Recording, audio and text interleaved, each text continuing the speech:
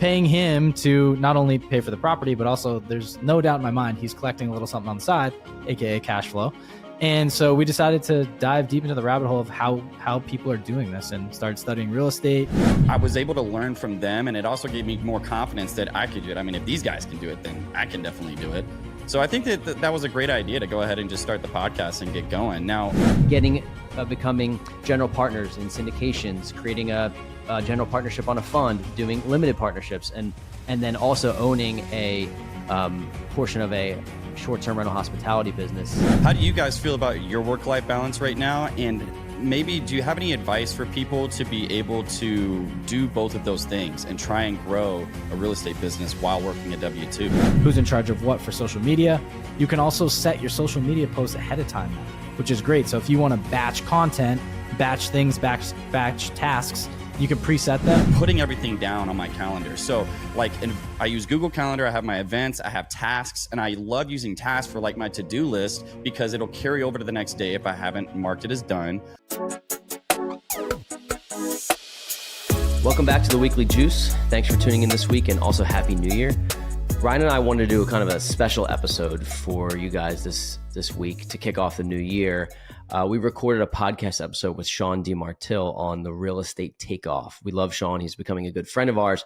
This actually came out on Christmas, but we thought it was a great insight into our Ryan and I's inception story and how we got started in real estate investing a few years ago, as well as it kind of works your way up to today and what we have going on in 2023 and 2024.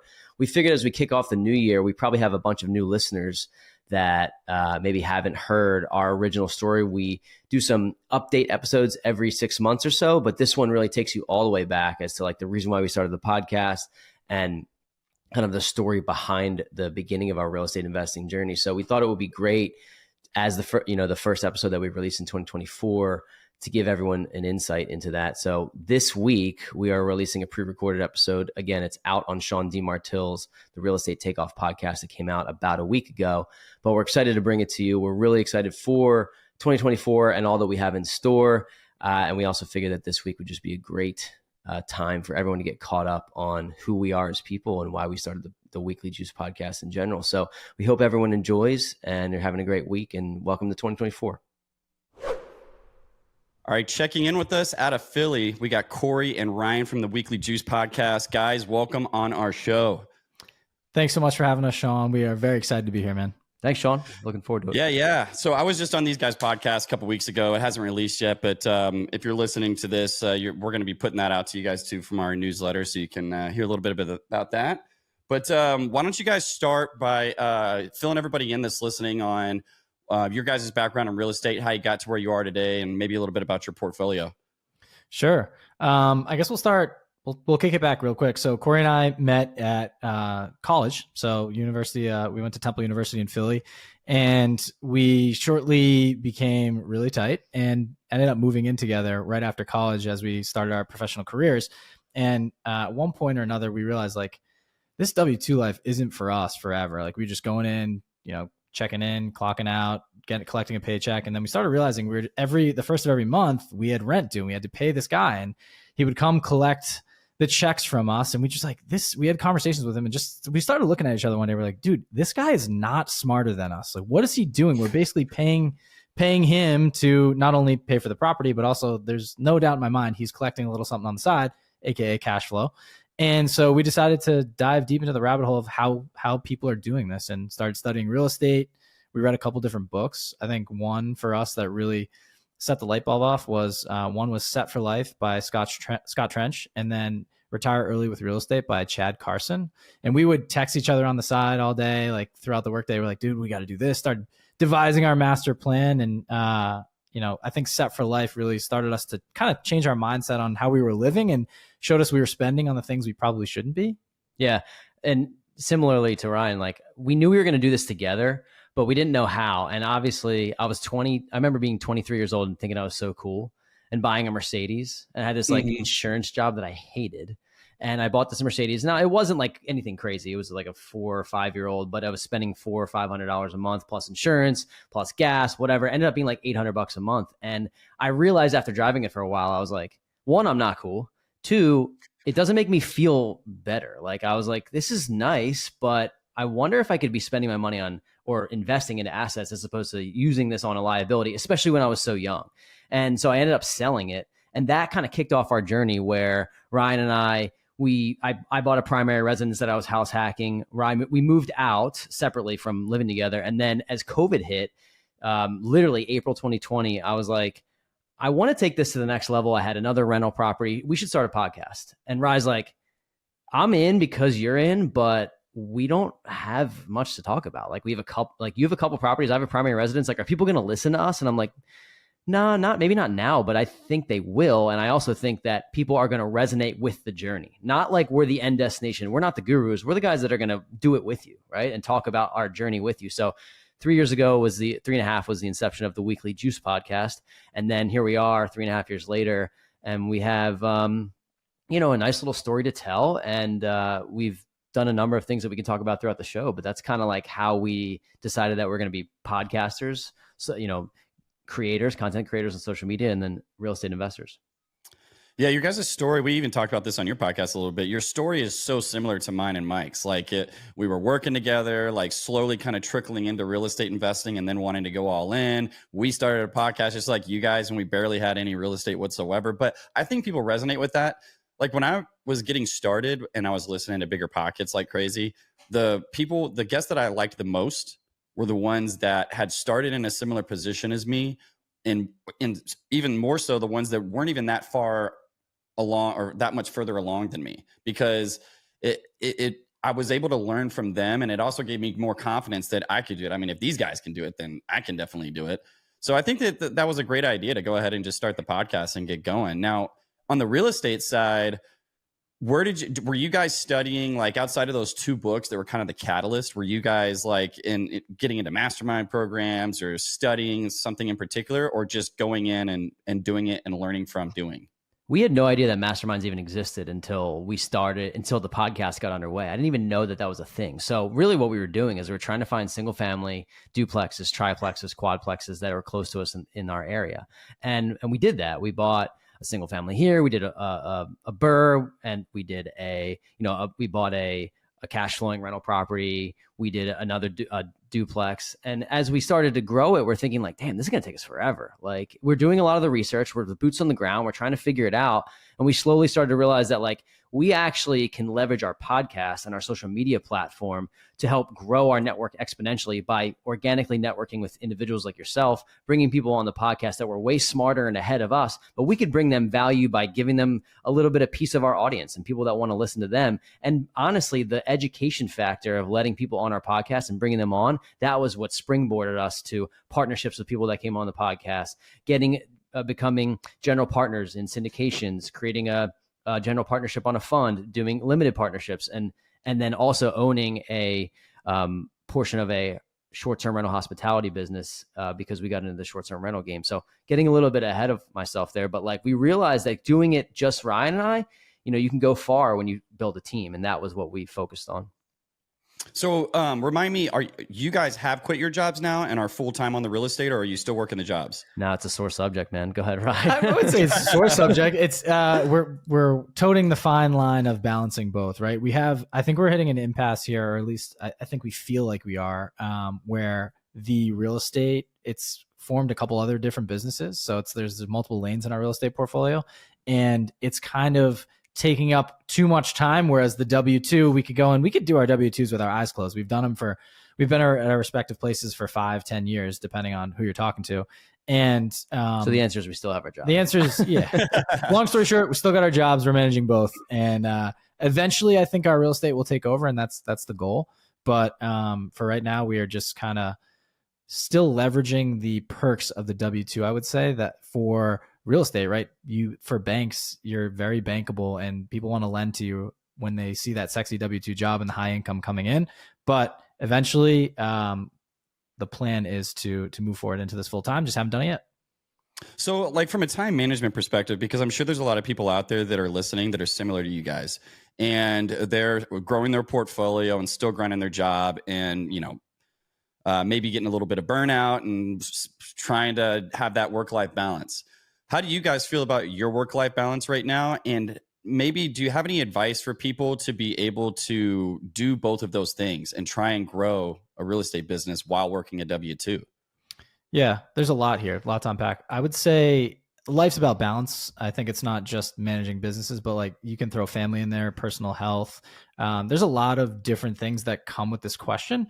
But for me, I'd say the balance is for us, we know we have a podcast probably Monday and Tuesday every single week. And so that's a way for me, at least, to hold myself accountable, knowing I'm going to see Corey and knowing I'm going to see some high respected investor come on our show. And I have to be able to talk the talk, walk the walk. And it helps fuel me to educate myself even more. So long story short here with like time, work-life balance, you either are going to have to do it before 9 or you're going to have to do it after 5, right? And there's some days that you have some flex days. The weekends, truly, people will bash this, but I have learned to defend my time and say no. They're like, oh, you should be living now. It's like, I want to be the 40-year-old that doesn't have to go to work and I have cash flow coming in and I can do what I want when I want. So I'm willing to sacrifice some of my weekends and nights now to do that, and also tie in a family. We recently became a dad, and so I've realized just how much time I had beforehand, and now I have way even less, and I'm still managing this. So I think it is.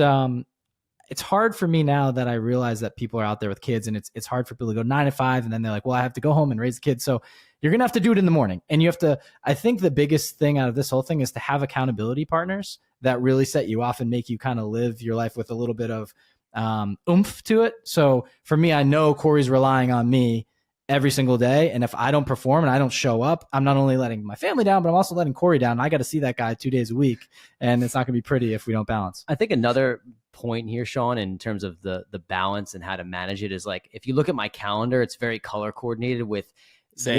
what is the business that I'm focusing on for this hour, or the personal thing, like when am I going to the gym? When am I blocking that off? And my calendar looks like a rainbow because it's filled out with, it doesn't really matter what the thing is. It's got to be in there. And I think that we've gotten to a point where we're really good at focusing on not only the high revenue generating tasks, but like the things that we really like to do the most. And we run our social media. It's not like we have hundreds of thousands of followers. So you're looking at it like, yeah, of course you guys run this, but we've built a little bit of a following. We run our social media. We answer all the DMs because those are the things that we want to have our personal touch on. We really want people to recognize like, oh, these are genuine guys. They're doing this themselves. So I think the organizational tactics that we put into play kind of help me monitor my day, and then also knowing that I have to be accountable to Rye. I think that accountability aspect is a major key, because sometimes if it's just you, then you're not like, are you going to hold yourself to that standard? And if you are, great. But if not, I know that someone else is going to be telling me, hey,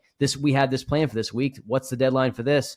So that's kind of a little bit of a peek behind the curtain there. I will also say to keep it more tactful for people, because they're like, oh, dude, that sounds great. But really what it comes down to is building out the right systems and having the right apps and processes in place. And I think that's really behind the curtains. I would always hear podcasts and people would just say, oh, it's work-life balance, blah, blah, blah. And like, here's how I do the miracle morning. I get up early, I go to the gym, do all this, blah, blah, blah. But for me, it really comes down to there's software out there that you can use in any type of business that you're in to help, it just helps, cut through the corners a little bit and makes things faster, and you can be a little bit more efficient with your time. So just to give a couple that we use Asana, and it's one of those platforms where you can go in and we can highlight, color coordinate what tasks due today. That's how we do our podcast episode release, who's in charge of what for social media.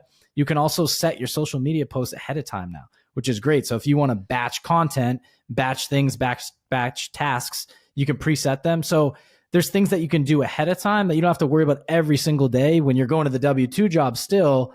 Like, these things are preset, so they're kind of flowing, and you can just kind of, puppeteer them from the top. Agree. And I like a couple things that both of you guys said. Like, for one, I like what Corey's mentioning about like the calendar and being really organized. And I think if you're listening to this podcast and growing your business, that this is something that's so simple, but it reduced my stress levels dramatically by just putting everything down on my calendar. So like, I use Google Calendar, I have my events, I have tasks, and I love using tasks for like my to-do list because it'll carry over to the next day if I haven't marked it as done. But even though that's such a simple thing, I actually didn't even do that until like earlier this year. And when you're in a real estate business and you start to get multiple properties and you got all these facets of your business and podcasts and everything, if you just let that stuff swirl around in your head constantly, and you're like counting on yourself to remember, okay, tomorrow I'm going to go do this, this, and this, and then I got this going on Wednesday. And then you have a separate to-do list on your phone. It was really stressful for me, but being able to segment everything, I think, is a huge tip for people listening to this, because, you know, that, and I like to also, like, I went through a period of a time audit that Hunter Thompson taught me, where I would literally record how long certain tasks took me to do. And then oftentimes you'll realize, oh, that only took me 10 minutes. And I was like stressing about it, having to get it done. So then I would put on my calendar, okay, I'm doing this task and it's only going to take me 10 minutes or whatever. So I think that's a huge tip for people out there. And then I love what you mentioned, Ryan, about how you're willing to sacrifice your weekends or a little bit of your work-life balance in order to expedite the process. I mention this to people all the time, because like you can have the extreme end where you're like Elon Musk and you're sleeping at the office and you don't even like own a home and you're just like crazy about your work. And then you can have the other extreme end where, you know, you hardly make any sacrifices with your time. And I always tell people, the more you're willing to sacrifice, because we know real estate is going to be the road that gets us to where we're trying to go. But the more you sacrifice, the more you can shrink down that timeline. And so I've kind of had that similar mindset over the past like year or two, that like, yeah, I know I'm working a crazy amount, but it's so that I can shrink down that timeline and not have to work in the future. Totally. Yeah. Delayed gratification is the name of the game, right? We have a lot of friends who we're in our early 30s. And we have some friends who kind of went all out when they started to get some money, and and I learned this the hard way, right? Like I did that, and I reverse engineered it and I went backwards. But a lot of people were like going down, you know, getting the $4,000 a month apartment. And it, you know, there is as much defense that needs to be played in this game as there is offense, right? You can make all the money in the world, but if it's going right out the door, the problem is that you're going to be stuck in that hamster wheel of running and trying to figure out how to make more and more money. And if you don't set that standard for yourself and try to figure out, okay, I need to stop my baseline for spending needs to be here, you know, then you can consistently make more money and keep that same baseline. And that was partially what helped us. Oh yeah, absolutely. I know, I remember a married couple that I worked with in air traffic control, and combined, they were easily making over 400K. And I remember talking to him about investing and how like these minimum investments were 50K. And I remember him laughing and saying, where am I going to come up with $50,000? And I remember thinking to myself, like, damn, dude, making all that money and, you know, buying RVs and houses, and like, it's really, my eyes were opened in a bunch of times to how many people are making good money, but they're just spending all of it, man. Like as soon as they get it, and they don't even think twice about investing outside of the 401k.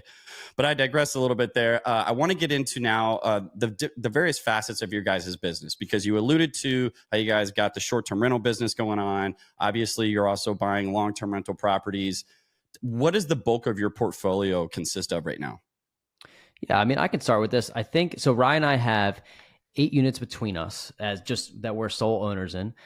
We have limited partnership in an 8 unit and in a 43 unit. And then we're general partners on an 18 unit deal, and raising capital currently for a ground up development project in Arizona, which is a significant project, actually the biggest project we've ever done. But so part of this is that we feel like we're a little bit of like the dot connectors, right? Like we used our social media platform to grow our network. Who's the right person that we want to partner with? And the short-term rental business was very attractive to us because we both have an eye. We're different. Like Rye has more of an aesthetic eye, and I have more of a numbers look, but we love creating things, right? And that's really what it came down to, where we were able to rebrand an existing short-term rental hospitality business and create a new company out of it, and then help grow their sales, buy properties of our own within the umbrella, and also expand from 75 units to now we're at 125, right? Yeah. So that aspect of owning minority stake in a company, but knowing where do I fit in? Like, how can I fit into this? Because we met the owner and we're like, we love this guy. Like, he's one of our best friends. He needed help on the branding and the social media, and like, how do I get my name out there? How do I market this company? And us bringing in a little bit of that expertise of like, okay, this is what you need to do to make sure that your brand pops. People want to, how are people going to find you? Redid their website. And by creating that ownership stake in the company, now we're helping to drive more traffic to him. So not totally answered your question on the portfolio. I think I did in the beginning, but that's just one facet of some of the things that we're doing. And we're trying to grow and scale that business to 200 units in the next year. Sounds like it's super achievable. I mean, I still love short-term rentals. I think that the short-term rental game is also one of the easiest ways to be able to quit your job. I've learned that, these long-term multifamily deals, like even when you're syndicating the deals, I mean, yeah, you'll get an acquisition fee, which a lot of that's, you split that up between the GPs, and then you still have overhead in your business that you got to cover. But you really don't make the substantial money until you go and sell those kind of deals. Here's what I would say about the short-term rental, Shawn. Like, we love them.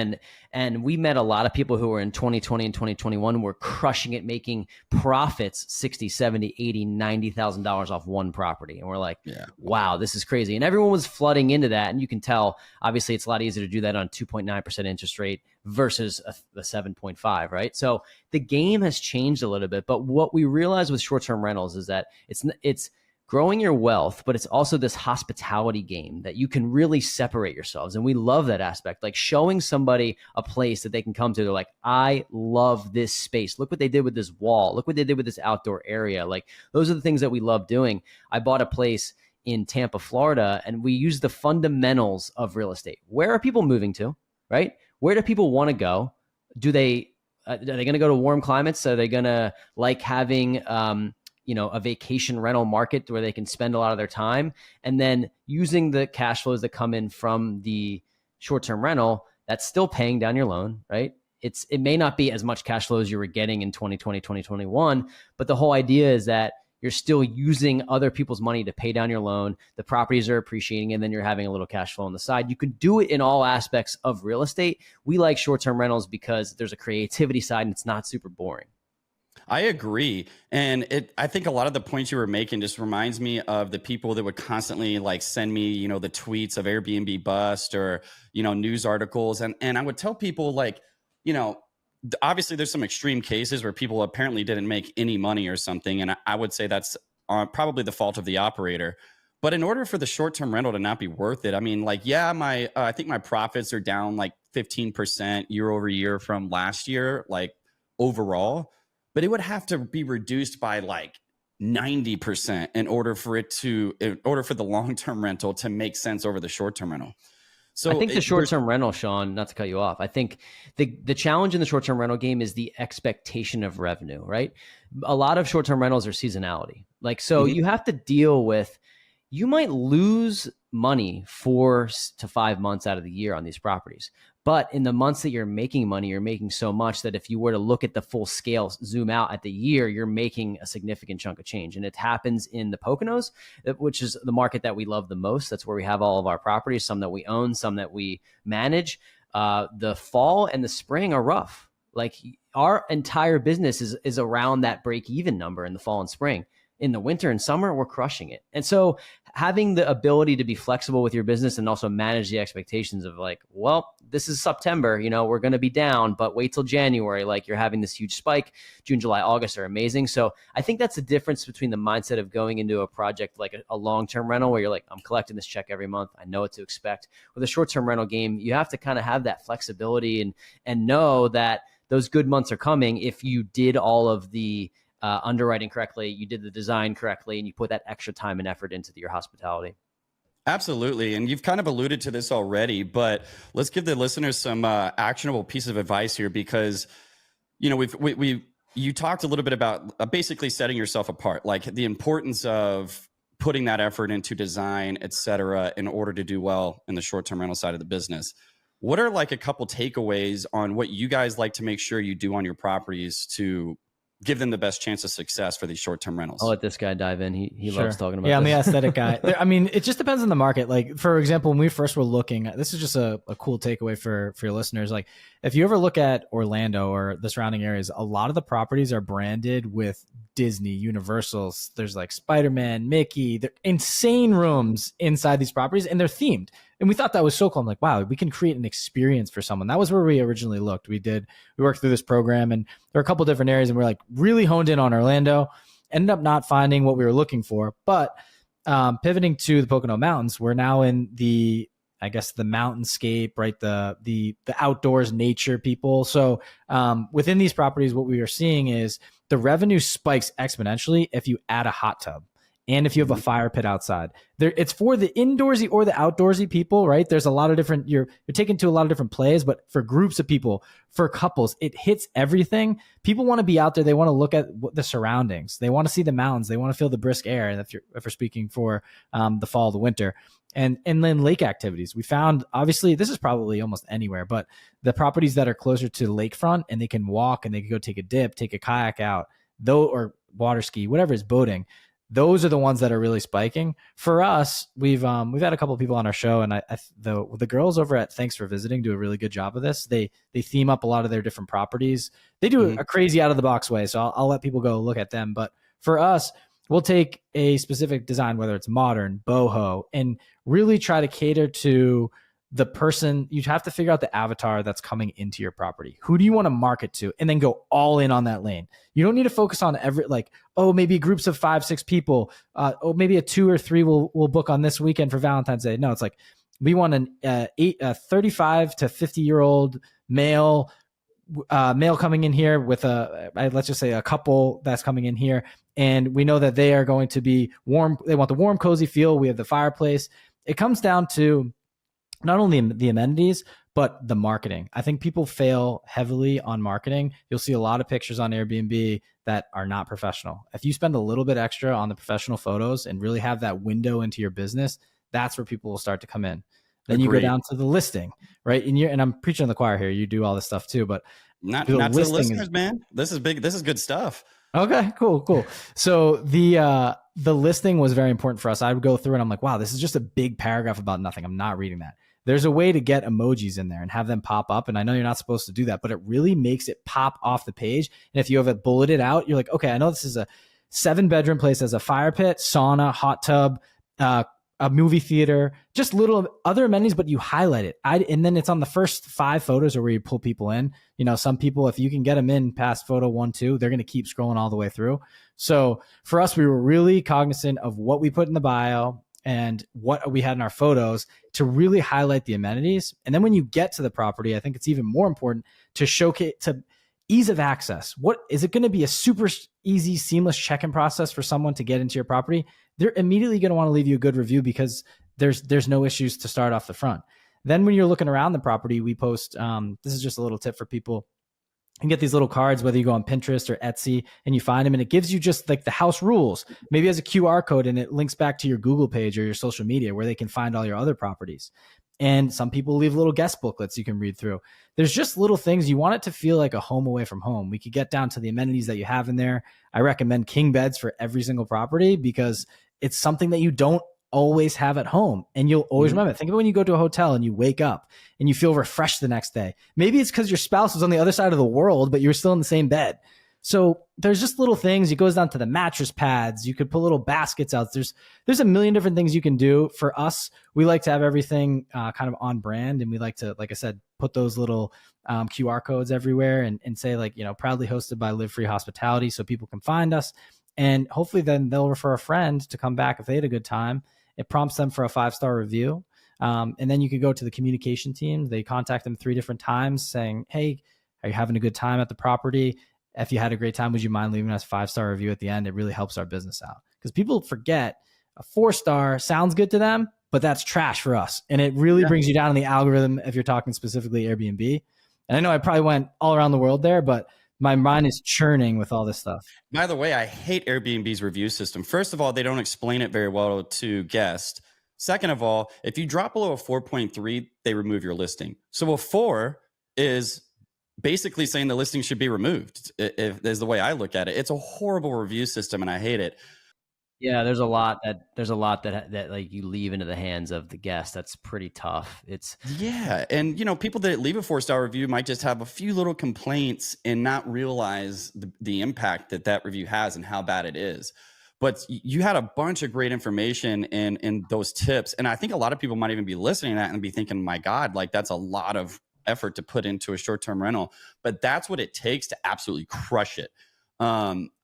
For example, like my Indianapolis Airbnb, we're crushing it with that property. And with that one, we took everything that we learned, and this is me and one other business partner, take everything we learned and put it into this property. And I like looking at the competition And, all of the things you were mentioning, you can get data from all of these great data websites to find out what's working in markets and whatnot and what's there. I like looking and just setting myself apart from the competition as much as humanly possible. So we dropped a shipping container pool in the backyard, and it's got a big window in it. And so it's just an awesome pool. So now we show up on amazing pools in Indianapolis.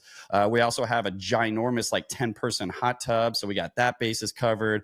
Wood fire pit by the pool.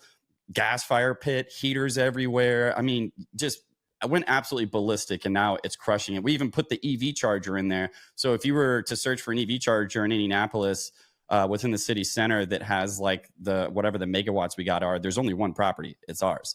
If you look for a pool and a hot tub within the city limits that can sleep, I think 10 or more people, there's one. It's ours. So those kind of things, when people tell me or do you still believe in short-term rentals? Because I heard that a lot of them aren't doing well.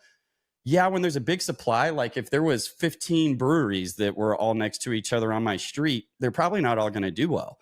But if you have something that's setting yourself apart and you're not just a run of the mill, I think you can still just crush it and have amazing success. And that's why, guys like you are still doing really, really well with those properties, because you put all of that thought and effort into the design, making an amazing experience for people, instead of just throwing some furniture in a 3-bedroom house, throwing it up on Airbnb and hoping you make a bunch of money, which is what I think a lot of people do. It's almost kind of bring on this. First of all, people have been talking about Airbnb bust for 2 years. So, and I've heard a lot of information that's been conflicting online. I think there's been a lot of fear tactic articles that have been put out there, but it's almost for us, it's bring it on, because the bottom 75% is going to suffer the most. I don't want anybody to suffer in the business, right? But if you're doing things the right way and you have a great product to market, you're going to win. And that's really what it comes down to. Does it feel when you're there like a true experience?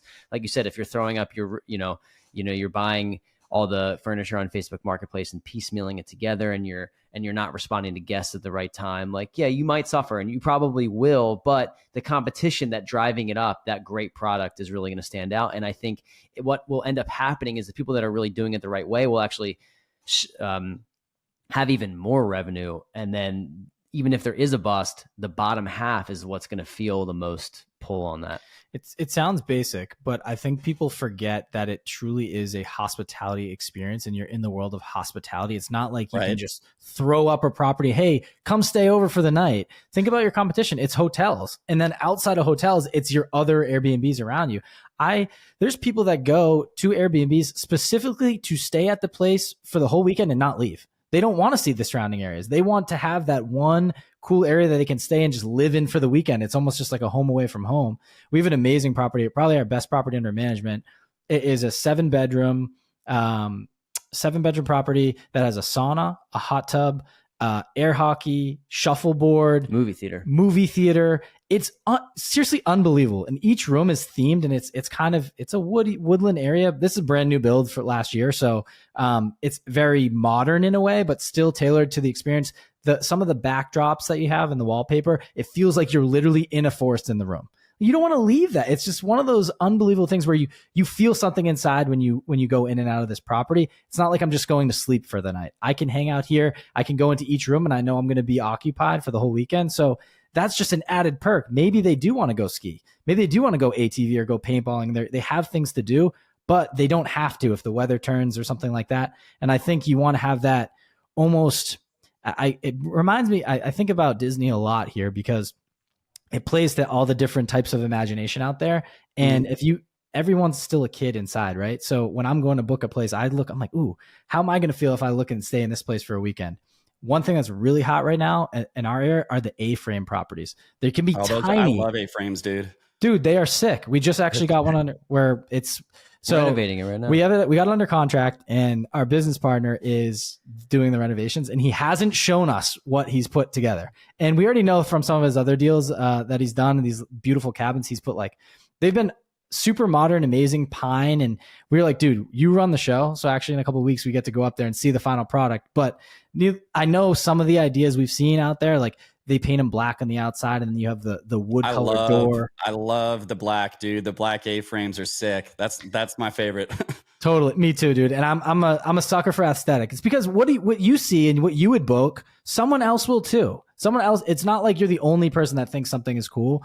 And what I really like about Airbnb now too is, and not a lot of people love this, but they have the different experiences up at the top. So like for you mentioned you popped up on one of those specific niches, but they have a button specifically for A-frames. So I know we're going to pop up on there. And another one is tree houses on the 43 unit resort we can get into that we have. We're eventually down the line, once these units are completely renovated, we have a whole, I think 3 to 5 acres in the back that we filled with trees that we're going to put tree houses, glamorous tree houses up. That's my dream. Dude, me too. And so I'm basically putting this out there to force us to do it because it's on the table, but we just, it's going to be an interesting, like to feed all the electricity up there and things. But could you imagine staying in a tree house for a weekend in the middle of the woods but it's like glamorized and it's upbeat and modern. Something to never forget. You could sit there, drink your coffee, looking out at the forest while you're in the forest, literally. Oh, dude, I'm envisioning it. I got the dream. It sounds amazing. You can be our first guest. Oh, dude, I love that. Dude. Hey, when you guys go for that A-frame reveal, you got to make sure you record that. That sounds like a cool bit of content right there. So I didn't tell Corey this, actually. This is live on air. First time. Our business partner called me the other day and he's like, dude, we're our photographer. He has a drone and he also does all the photography for all the properties. He wants to film like an HGTV style reveal of the property because we have no clue how it's going to shake out, right? Are we the reveal? They're going to film us going in and checking out what we bought. And that's funny. It's basically, and then it'll be kind of like a podcast in a situation, right? We'll like sit down and they'll interview us, like, what do you like? What do you not like? But I thought it was so cool. It reminded me of Tariq Al Musa doing flip or flop, like people following him with the camera, and we'll have our own little reveal and content and toss it on the social. We're excited. Oh, dude, I think that's a really good idea. Yeah, that sounds really sick, man. The A-frames and tree houses are the two, like I've been telling people, like I haven't bought in a new Airbnb in about a year. But the next Airbnbs I want to focus on these unique style properties. Basically, like you said, the buttons at the top of Airbnb, whether it's A-frame, tree houses, crazy construction, whatever. That's kind of the route that I want to go in for numerous reasons, but also because usually, like if you're in a place where you're able to, if it's a cabin in the woods, those places typically have almost no risk of there being, Airbnbs banned because like that's what people do. They rent cabins in the woods and it's not in the city. How do you guys feel about like the growth in these Airbnb bans happening in cities? Because like, 2 cities that I have Airbnbs in, it's happened. Has that happened to you guys yet? Have you ran into any issues? No, it hasn't happened to us yet. And I think that the preparation that you have to have in, would somebody rent your place out for a 30-day stay, right? The long-term rentals is a tough position to be in. But I think pretty much anywhere in the country, you can rent something out for 30 days. So we have kind of contingencies in there for midterm. And we feel like we're actually getting a lot of 30-day stays in the Poconos where people are coming for work there because of the remote work, this explosion. People are coming there I'll stay for a month. I'll work from a cool spot. We've incorporated the same thing in our Florida properties who don't have those types of bans coming. But I think, at least we don't think they're coming. I think that contingency of having an area that you're going into that you can also build relationships in the actual townships, that's a lot easier said than done. And we're not the ones that are physically doing it. But the property manager that we have in Tampa is doing that, as well as our team when I say we're not the ones doing it, I just mean like Ryan and I, but our operations team is in there. We're on the board of a lot of townships. We're making sure that we kind of state our case that like we're bringing so much business to this area. We're bringing a lot of business to the HOAs that are in the area. You have to pay a fee, a lot of these HOAs. So kind of getting in the good graces with some of the townships, the smaller ones. The challenge that you're talking about, Shawn, are like the Dallases and the Philadelphias and the New Yorks and the San Franciscos, where you may not have as much of a say there. And I think that if they're more vacation destinations where people have already done this well before Airbnb, you're probably in a good position. Like people have been going to the Poconos to vacation or to get away from the city and the hustle and bustle for years. Well before our company came along, well before Airbnb came along. Same thing when we look a lot of markets in Florida. People have been vacationing in Florida since Florida, since Florida existed. And so I think the Florida was invented, man. whenever that was. But yeah, so I hope that answered your question there. No, absolutely. I even think so. Like I have a Airbnb in Louisville and I have one here in San Diego, both that implemented regulations after stricter regulations after I got my Airbnbs. Thankfully in San Diego, I was able to get an Airbnb permit, and then in Louisville, my property, I did strategically buy it on a lot that was zoned commercial. And if it's zone commercial, then you're allowed to operate it as a bed and breakfast. So like I get to circumnavigate the laws. So in those two cases, it's actually helping me because it's reducing supply. But I say that, knocking on wood, hoping I don't ever, lose that somehow. But like, in some cases, like if you're listening to this, like in your city does have regulations, if you are able to follow the regulations or still get a permit, in some cases, that could be a good thing for you. Totally. Yeah. One of the last things I wanted to ask you guys, though, was like regarding your pivot. This is a huge pivot in the conversation, but regarding the new construction deal that you're working on in Phoenix, could you tell me a little bit about why you guys decided to invest all the way down in Phoenix now? Sure. So our partnership formed from another gentleman that we met through the podcast. Actually, funny enough, we were seeking out a website, and I think we've talked a little bit about this. Ties to once you get into different groups, you realize how small this world is. And so it came through a connection through the podcast, but it's called 10 Years to Retirement. The company's 10Y that we've partnered up with. It's headed up by Balakrishnan. He's a former tech entrepreneur from Silicon Valley.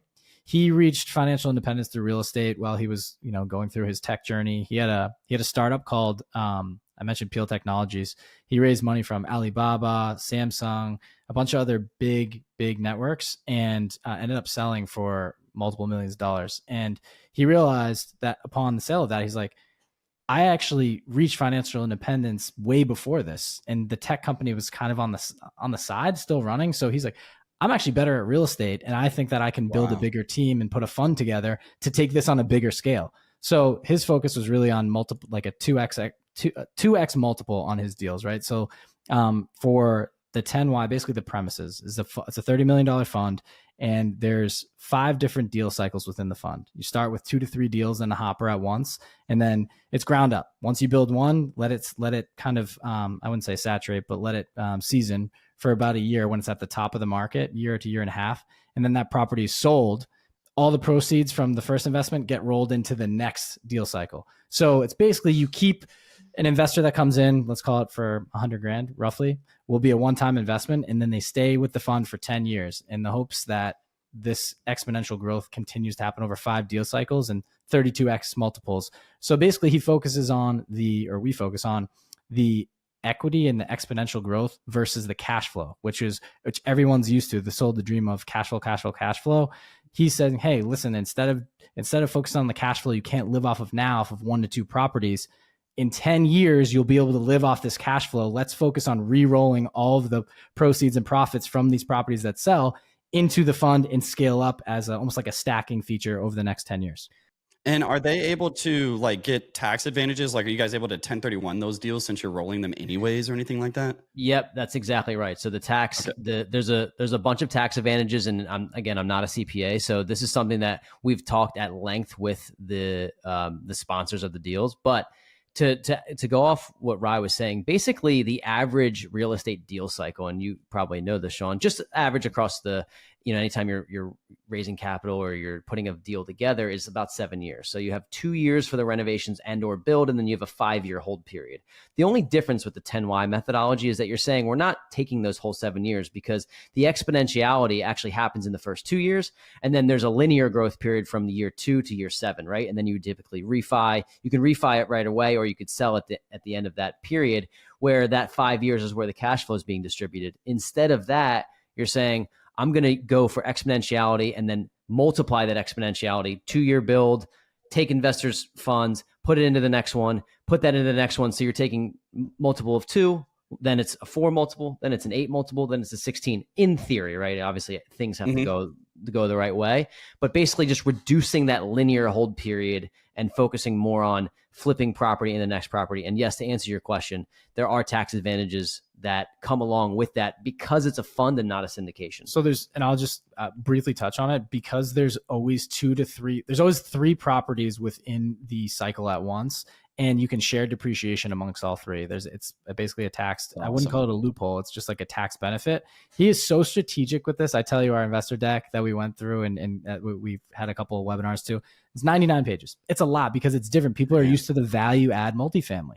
This is completely changing the thought of people having. He basically is setting this up as a roadmap to retirement. Instead of dumping your money into your 401k and getting that 6% every year, it's saying, here's how you can retire with real estate. Now, he goes through a whole formula and basically talks to finding out how much you shell out every year. What are your expenses every year? And then going in and multiplying that out. What's your retirement number? Do you need $3.2 million? You know, if you want for us, I think it's, let's call it, say we spend 60 grand a year. We need, in theory, you'd need $3 million at a 4% clip to draw off that money, right? The 4% rule. And I might have, hopefully I didn't botch those numbers enough, but people are used to, we're like, okay, what's our retirement number? And for us, we realized how many properties this is going to take us over the course of time to stack up that cash flow amount. So just a cool way to diversify and an exciting fund, and it's all ground up. Now, a lot of people have asked, hey, like, do you do any value add multifamily in there? It just depends on the deal. When it's underwritten, it's always for that 2x multiple. If it doesn't fit, it's not getting built and it's not getting bought. So if it fits into that, depending on the deal cycle, then we'll go for it. So that sounds amazing. Especially, I mean, I really like have moved more towards A and B class properties anyways. I'm doing new development deals now as well. I think that it's become harder and harder and harder to make value add multifamily deals pencil anyways, especially since you've just got so many people that jumped into the business over the last 5 years, and everyone's competing for these deals and keeping the prices pretty high. So I really like, the creativity of this strategy is like phenomenal. I've never heard of anybody doing something like that. So putting something together like that is genius. We're not the geniuses though, Shawn, just so you know. We just fit in. That's totally cool though. But like, is this, are you guys done like raising the fund and now it's just being implemented, or are you still bringing people on?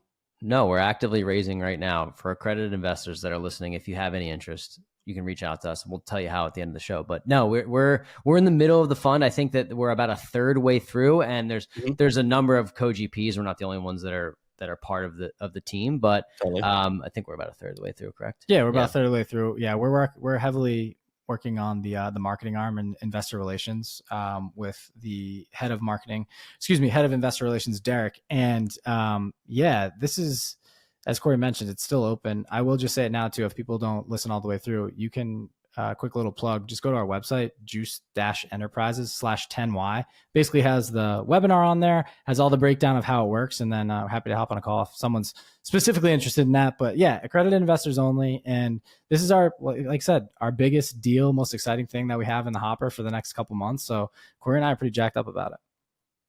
How much time do people have to be able to reach out to you if they're interested in this? It's a great question. So we believe this will be fully funded in the next 3 to 4 months. So, I'm not exactly sure when the podcast episode's releasing, but figure by January or February. I'd say Christmas. It's probably gonna be done. Yeah.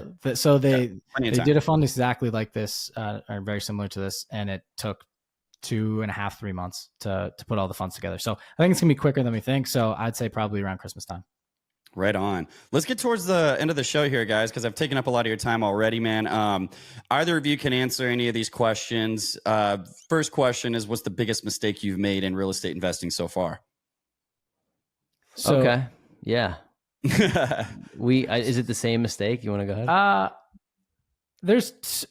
I'm gonna hopefully this isn't too long, but I wouldn't say it's a mistake. Just one of the biggest hurdles we've experienced together. We had a duplex that burned down. And I think when you get into real estate, I wanted to bring this up because everyone talks about successes. We've had failures too. We all have. And for us, this was when we got into real estate, we're like, what's the worst that can happen? Oh, your house burns down. And it's a joke, right? You think it's hilarious. You're like, oh, whatever. Like, that'll never happen to me. And it happened to us. And for the reason I'm bringing this up here is we had the systems in place to figure it out. Not only did we have each other to hold accountable, but we had the system. We had a property manager that helped guide us through the project. We actually had one of our mentors, and I mentioned his book in the beginning of the show, Coach Carson. He had a walkthrough. It happened to him. And he had a whole episode that walked through the exact steps you need to take to if your property burns down. And we followed it to a T. And Corey actually kind of spearheaded a lot of things with insurance, but so you could probably talk to it. But for us, the worst happened, or one of the worst happens, and we got through it and we made it out on the other side. I will say, for context, it was the neighbor. It wasn't so we owned a duplex on the corner, and the neighbor, it was in February. Basically, they lined the garage that we shared together. It was a brick garage, but they were kind of butted up against each other to a lot, kind of like row homes a little bit. And their tenant decided to put space heaters in there. I don't know if he was working out or what he was doing, maybe living in there. And it caught fire, blew over to our house. And I don't think he was working out. I think he was like, maybe not working out. I don't know. Yeah, it's in a C neighborhood. So not, there you go. Take who you will from that. But we got a call. Yeah, something like that. So we got a call from our tenant at like 11 p.m. and kind of went through the whole thing. And funny enough, they called us, not the property manager. So we had to put the pieces together. And it was a doozy. I'll tell you that much, but we got through it.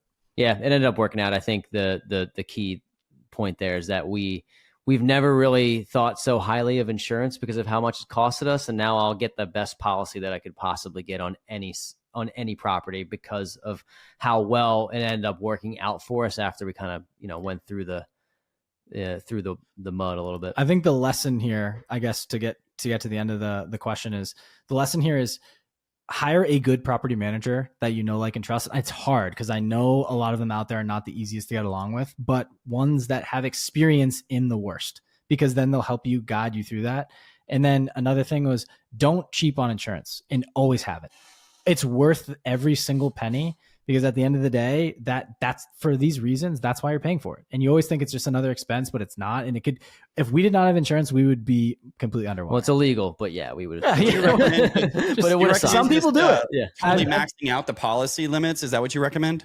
Yeah, I would recommend getting a great broker, and then obviously having a landlord policy, which was huge. We lucked out in the sense that like there was no discrepancy between who started the fire. It's not like it was like, oh, is this a faulty electrical panel in your unit, or did the tenant set it? It was the neighbors. So it was a no fault claim to us. So we lucked out. But the point is that we had not just an actual cash value. Like, we got the amount of money that we got paid out was significantly higher than the home was worth. So I'm not exactly sure how that worked out. I think it was based on the quality of the policy that we ended up getting. We'll have to pay capital gains on it. It's a whole nother story. But the point is that we made out better than we would have if we sold the property that day.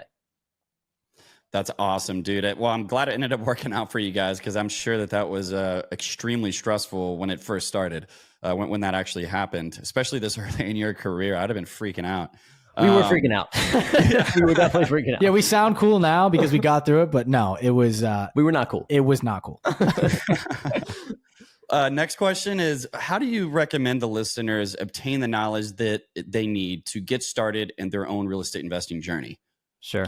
There's a lot here. Sorry, I know you want to go in here. No, dude. Do it. All right. If you drive in a car or you go to the gym, which I think a lot of people, probably 90% or 80% of your listeners do, you have an opportunity when you have time for your head to soak in some knowledge. For me, I have an hour commute. Listen to a podcast about something that you want to go in. For us, we knew real estate. 90% of millionaires become millionaires through real estate or have some real estate investments in their portfolio, right? So like, okay, that's the key. If everyone's doing it, maybe we can find a niche. We can niche down within that. So basically, I'd recommend podcast when you can. And then also, one thing that I think we would have done differently in the beginning, we did it organically through the podcast by interviewing successful entrepreneurs and investors and getting in the same room as them by just giving them a platform. But finding a mentor or finding someone that you can provide value to that is in the space or in the position that you want to be in. And it's hard to find value. We realized we were good at marketing, and that's how we plugged ourselves into certain things. We had a network, we had reach. People like that. People want to share their story. That's what we found we could provide to other people, and a good conversation. Really, like Shawn, we had another previous conversation. Like, we totally vibed. It's easy. It's easy to say yes and have an hour conversation with someone that you like. And so for me, you can go to books. A lot of people don't like to read books. I've read more books now out of college than I ever did in high school, ever did in college. And you just suck it up. It sucks, but you do it. And it helps you so much because people have already done what you've wanted to do. But when you're reading the books, I found that for me, Corey's a big Audible guy because he can crank and crank. I'm more of a visual learner. So I have to see the formulas on the paper, write it down so that it gets ingrained in my brain. So books, podcasts, and find people that have done what you want to do and just seriously immerse yourself in their world and find value, because they'll bring you up to their level and it'll go much faster than you trying to go alone. I think that that's all great advice, man. Like we've said on this show, and you just alluded to, the blueprint's out there. Nobody's making up new strategies right now other than the genius you guys are working with. There's not a lot of new strategies in real estate. It's the same thing. Like you can either build real estate or you buy an ugly piece of real estate, fix it up, or you make the strategies for Airbnb are the same. You can learn all of this from other people for free most of the time. And I love podcasts. That's still one of my number ways of consuming information.